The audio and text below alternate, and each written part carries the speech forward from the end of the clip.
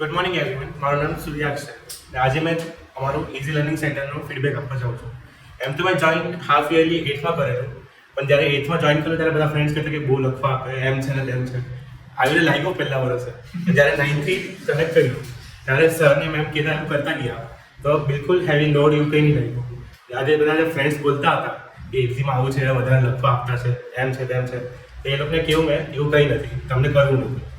તો પહેલી વાત તો ટીચર્સમાં મિલન સર છે અને મુક્તિ મેમ છે.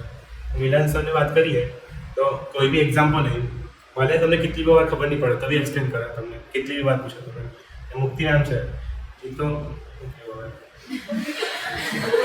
કોઈ બી ટોપિક છે સમજ નહીં પડતી હોય, તમે કોઈ સિરિયસ ટોપિકને બી તમને ઇઝી કરીને હસતા હસતા સમજાવો છો.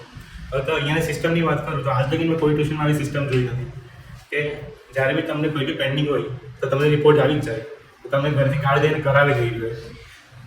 ને હાલી તો એમ તો કહેવા જઈએ એમ ડેલી રીડિંગ ટ્રેકિંગ બી કરતા છે. પછી અહીંયા જે ટ્રેનિંગ્સ બી થતી છે સાથે મેમરી ટેકનિક્સ, પબ્લિક સ્પીકિંગ.